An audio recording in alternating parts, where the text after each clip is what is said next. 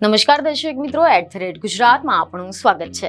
ગુજરાતમાં પાટીદાર અનામત આંદોલન દરમિયાન જે રાજદ્રોહના કેસ થયા હતા તે કેસને સરકારે પરત ખેંચવાનો નિર્ણય કર્યો છે અને સરકારના નિર્ણયથી ધારાસભ્ય હાર્દિક પટેલ, દિનેશ બાંભણિયા, અલ્પેશ કથિરિયાને મોટી રાહત મળી છે।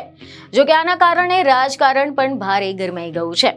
સરકારના નિર્ણયથી ગુજરાતમાં ભારે ખળભળાટ મચી જવા પામ્યો છે।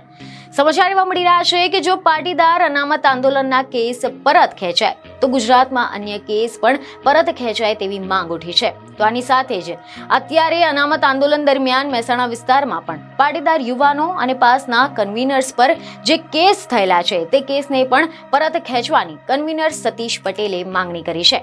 સમાચાર એવા મળી રહ્યા છે કે સતીશ પટેલે આ મુદ્દે આક્ષેપ કરતા જણાવ્યું કે જે આગેવાનો ભાજપમાં જોડાયા છે તેમના જ કેસ પાછા ખેંચાયા છે।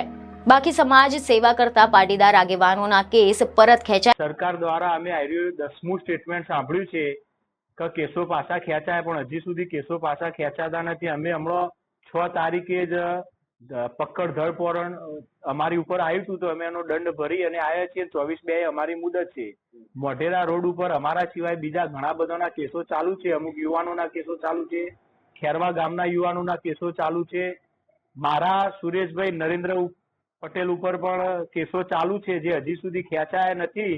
જે લોકો ભાજપમાં જોડાયા હોય અને ભાજપ સાથે સાંઠગાંઠ ધરાવતા હોય એવા લોકોના કેસો પાછા ખેંચાય છે, પણ જે સામાજિક કામ કરતા હોય એમના કેસો પાછા ખેંચાયા નથી। 2015 થી માંડીને ઘણા બધા કેસો ચાલુ છે। 2019માં અમારા ઉપર ફરીથી ફરિયાદ થઈ તો એ પણ કેસો હજી સુધી ચાલુ છે। કુલ આવા લગભગ 7 થી વધુ કેસો છે, અલગ અલગ FIRઓ।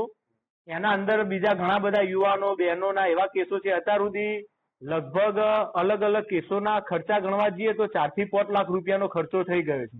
તો સરકારને તો અમારી વિનંતી હોય કે બે અનામત આંદોલન રહ્યું એ ક્યારનું એ પૂરું થઈ ગયું છે અને એ આંદોલનના લીધે હજારો લોકો એનો લાભ લેતા થઈ ગયા હોય અને સરકારે પણ જો સ્વીકારી લીધું હોય કે ભાઈ અનામત આંદોલન સાચું હતું તો અમારા ઉપર જે ખોટા કેસો કર્યા છે તો એ ખોટા કેસો રહ્યા એ નીકાળી દેવા જોઈએ અને સમાજના બીજા યુવાનોને ન્યાય આપવો જોઈએ। અને બધા કેસો હાલ બોર્ડ ઉપર ચાલુ છે, ખાલી જજ સાહેબને સ્ટેટમેન્ટ જ સંભળાવવાનું બાકી છે, પણ એ આઈઓ ઘણી વખત આવતા નથી એટલે મુદતો ઉપર મુદત પડે છે। બાકી બધા યુવાનો નિર્દોષ જ છૂટવાના છે। જેથી પાસના જે કન્વીનરો છે તે ભાજપમાં જોડાયા તેમના જ કેસ પરત ખેંચવામાં આવ્યા છે અને જે ભાજપમાં નથી તેમના કેસ પરત નથી ખેંચાયા। તો આવું કેમ થઈ રહ્યું છે?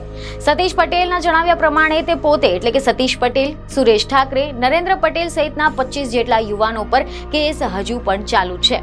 કુલ 7 થી વધુ કેસ હજુ પણ મહેસાણા, વિસનગર, વિજાપુર કોર્ટમાં કેસ ચાલુ છે। 9 વર્ષથી સતત મુદ્દતો ભરીને વકીલોની ફીસ ભરી છે અને અત્યાર સુધીમાં 4 થી 5 લાખ જેટલો ખર્ચ થઈ ગયો છે।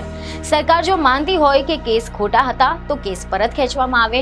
આંદોલનથી પાટીદાર યુવાનોને ફાયદો થયો તો હવે કેસ પાછા ખેંચો તેવી અમારી માંગ છે। બીજની ખબર સાથે ફરી મળીશું। ધન્યવાદ।